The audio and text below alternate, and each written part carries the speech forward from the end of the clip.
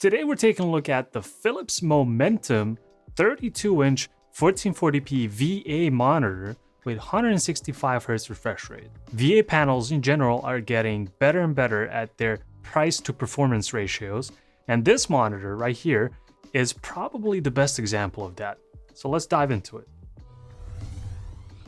The fact that this monitor is going for only €300 or dollars, or sometimes even less, is incredible. It's very hard to beat this kind of value at that price point.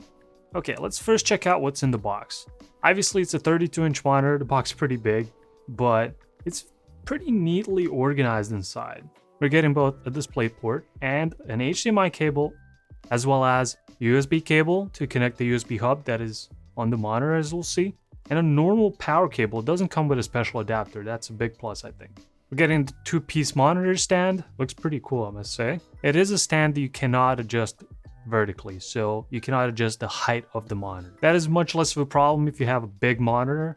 For small monitors, sometimes you have to adjust them higher, but the 32s, you really have to adjust those. Talking about the stand, this stand is one of the smallest ones I've ever seen on a monitor of this size. I guess the whole design and the construction and materials of the monitor, weight distribution enables this small stand to do its job really well. You can dump the stand and just use the VESA 100x100 mount to put it on a monitor arm of your choice. So here's the bottom side of the monitor. We have 4 USB 3.2 ports, including 2 ports with fast charging. I don't know how much faster the USB fast charging is, but as long as it is faster, that's cool. Throughout my testing, I've realized that this monitor is not necessarily just for gaming. It has a lot going for itself. So let's just start with the colors. Right out of the box, the first time you turn it on, the colors are actually really good. I've had a calibrated IPS that I've been using for a few months, and as soon as I swapped to this one, I feel like I only needed to do small adjustments. And obviously the blacks were much better, much deeper, much more black on this VA panel than on the IPS. So that is a big plus if you're going for the contrast.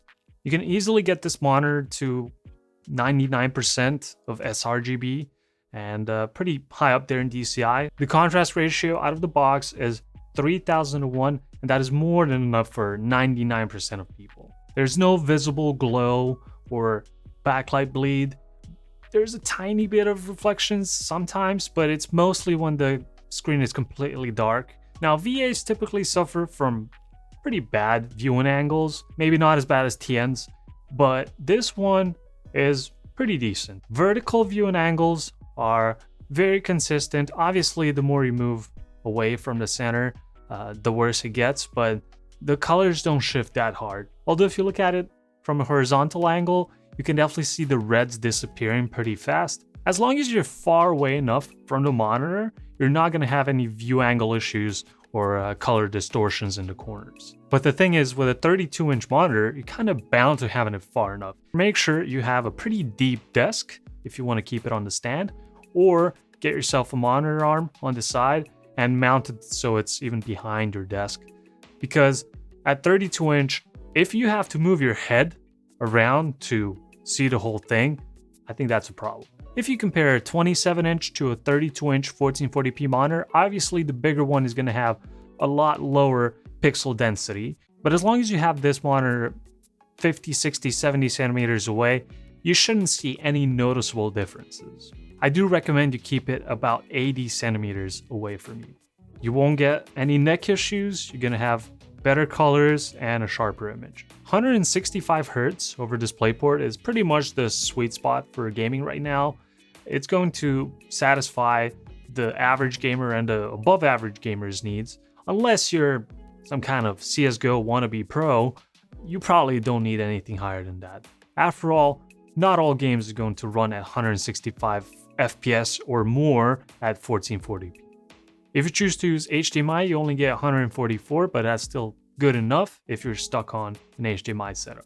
And when it comes to adaptive sync, which is something that all these modern monitors need, this one comes in with no G-Sync, but it does have FreeSync support. And I find that to be good enough, especially at this price point. You can't expect the monitor to cost €300 and have G-Sync and everything else in the package. Ghosting is present on this monitor without FreeSync, so you really want to use that at all times when you're playing, even though without FreeSync, it's still pretty playable. This monitor also has HDR 400. It's like the most bare bones HDR, but if it works, it works. It's an additional feature that is nice to have. You're probably not going to use it. If you're getting an HDR monitor, you're going to get something probably a little bit better for HDR, but look, it is there. Philips claimed that this monitor has 4 milliseconds response time, and in theory, it can go lower if you turn on MPRT, which you probably shouldn't use because that mode turns the screen on and off, and it's noticeable, especially over longer periods of time. Your eyes get very tired, and it's just not comfortable to play on. But you could get less ghosting and fast response times if you turn that on. Again, a lot of the default settings on the monitor are really good. You probably shouldn't change them, and you should probably think twice before you change any of the big ones, like this MPRT. Even though this is a sponsored video, and I'm showcasing a new monitor coming out, I do have to point out some of the cons that I found during my testing. For a gaming monitor, not having a black stabilizer option is a pretty big oversight. However, you can get the same effect, or pretty similar, if you just change the gamma curve settings. The default one is 2.2 and you can go up and down. The brightness slider that goes from 0 to 100 in the options is not linear. You start off, it goes up in brightness a little bit, and then from 20 to about 80, it stays almost the same, and then it skyrockets up from 80 to 100. Look, at the end of the day, you're gonna set it correctly, but it might bother you a bit the first time you try to set it up.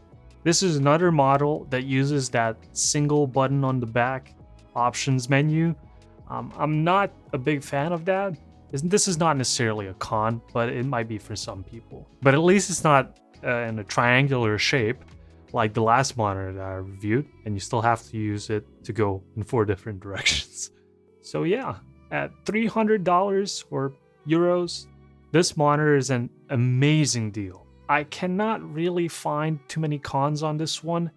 Sure, if you need perfect colors, you're probably going to get a more expensive model.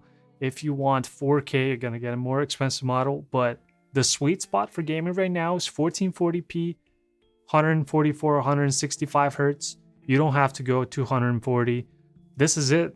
This might just be the monitor for you. Especially nowadays with GPUs costing like $1,600, getting a decent monitor that costs $300 seems very reasonable. And that is it for this one. The links are in the description below. Hit that like button and the sub button if you want to see more, and I'll see you in the next one.